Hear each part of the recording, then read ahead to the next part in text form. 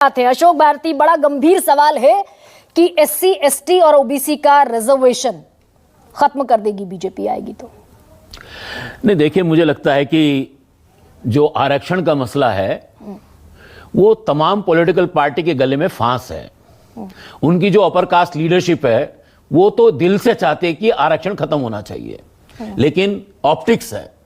Optics के लिए उनको दलितों के साथ खड़ा होना पड़ता है, ऑप्टिक्स के लिए उनको आदिवासियों के साथ खड़ा होना पड़ता है, ऑप्टिक्स के लिए उनको ओबीसी के साथ खड़ा होना पड़ता है। ये ऑप्टिक्स है। मैं अगर आपको बताऊं कि हमारे देश में आजादी के 75 साल हमने पूरे कर लिए हैं, क्या देश में आरक्षण को लेकर किसी भी पॉलिटिकल पार्टी ने कोई कानून बनाया? अभी तक कोई कानून नहीं है, केवल ऑफिस मेमोरेंडम है, केवल गवर्नमेंट की डायरेक्शंस हैं, और ये डायरेक्शंस होने की वजह से सरकार के किसी भी विभाग पर, किसी भी मंत्रालय पर कोई कंपल्शन नहीं कि वो आरक्षण को पूरा करे।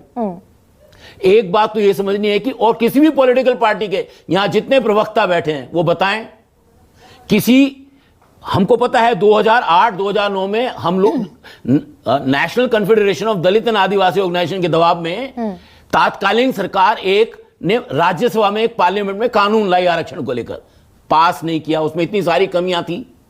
वो कानून अभी भी लाइव है। अगर भारतीय जनता पार्टी उसके हक में तो उसको पारित क्यों नहीं करती? और ये जो जामिया का जिसका मैं जिक्र कर रही हूं अशोक भारती, ये जो एससी एसटी का दर्जा कांग्रेस ने खत्म कर दिया, चाहती तो बीजेपी इसे रिवोक कर सकती थी। नहीं, बिल्कुल ताकत है बीजेपी के पास। भारतीय जनता पार्टी के प्रवक्ताओं ने लगातार कहा है कि माइनॉरिटी स्टेटस खत्म होना चाहिए। चलिए, माइनॉरिटी स्टेटस रखिए, लेकिन माइनॉरिटी स्टेटस में अनुसूचित जाति जनजाति को आरक्षण देने से कौन रोकता है? ये बताइए हमको। क्या कोई ऐसा कहीं लिखा है कि आप माइनॉरिटी इंस्टीट्यूशन में शेड्यूल कास्ट और शेड्यूल ट्राइब को आरक्षण नहीं दे सकते?